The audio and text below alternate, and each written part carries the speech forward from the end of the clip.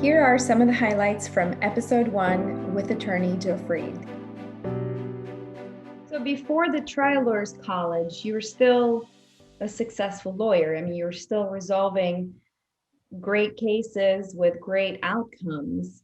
What changed? So what you're saying is when you attended Trial Lawyers College, which, by the way, for those who don't know, is a place where a lot of attorneys go. It's like boot camp, to really learn about themselves and then evolve as humans and then also as lawyers.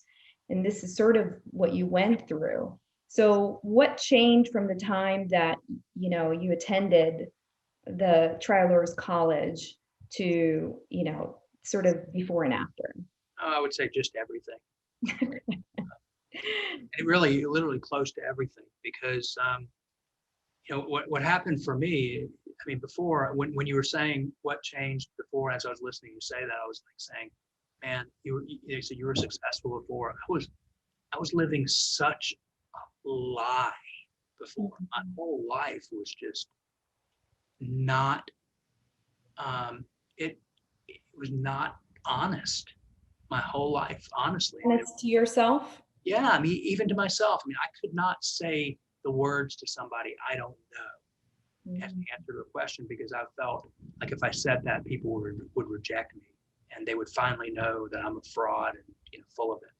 I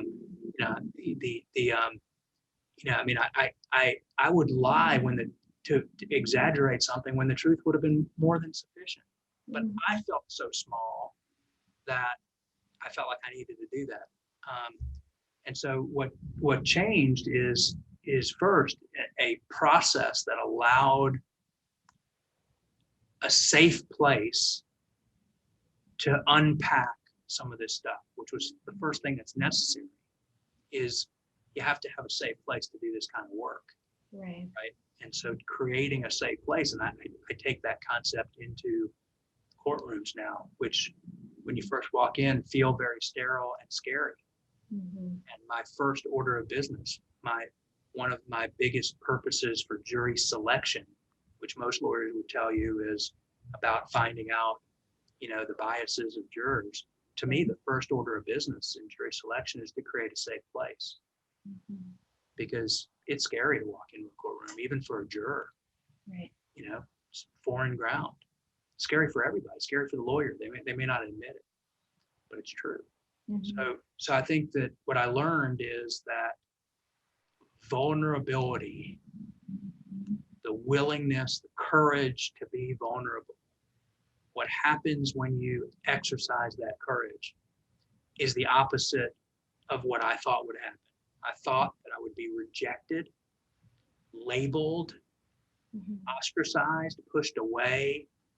And what I found instead was people were drawn to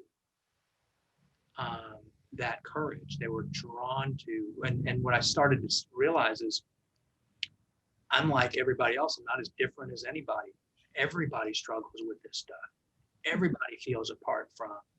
Everybody has a little bit of imposter syndrome in them, where they think that if you just knew this about me, man, you'd never even talk to me. But why do you think this is not a conversation that we have? Not to disconnect from what you're saying, because I want to tie this all together in a way that makes sense, but this is so true. It resonates with me. I've gone through it. I go through it sometimes. I'm always working on it. It seems like it's the thing that takes the most attention and energy from me, because I want to move beyond those things that hold me back, that make me feel limited. Why do you think this is not a conversation that we can have more openly and without judgment? And there are so many filters everywhere, and trying to be politically correct and trying to appear one way and really be another way. Why isn't there like signs in our society, in our justice system, in our education system, to make this okay, make these safe spaces so that people can be open and be themselves? Do you see any burdens that maybe society may be blind to? Have we not evolved enough to be able to make this a normal conversation? Or I don't know. What's your thought there? I struggle with it like you are, because I think once you see this and you see it enough to where you accept the idea that, wait a minute, there's another way. And, Mhm. It's easier.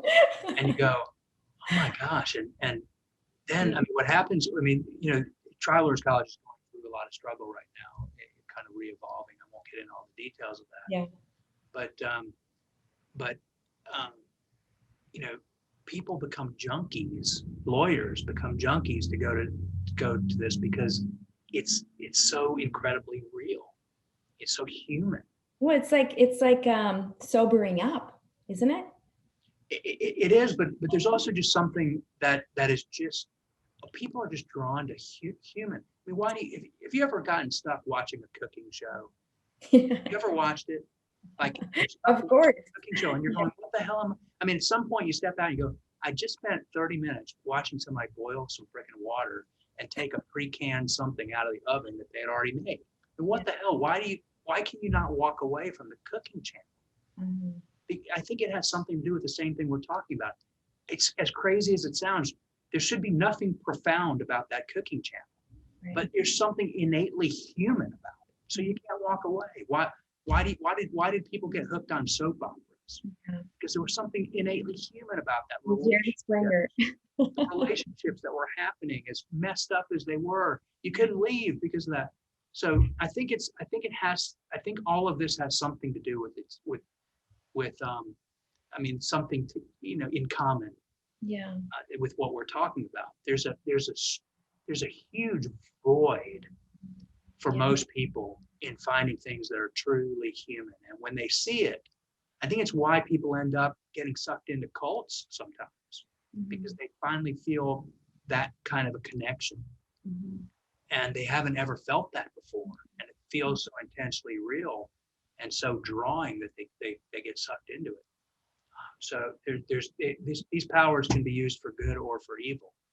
Um, and I mean, a big part of my life is checking in with myself to make sure that I'm using the things that I've learned, which I think give me certain advantages as a lawyer. Frankly, I believe that.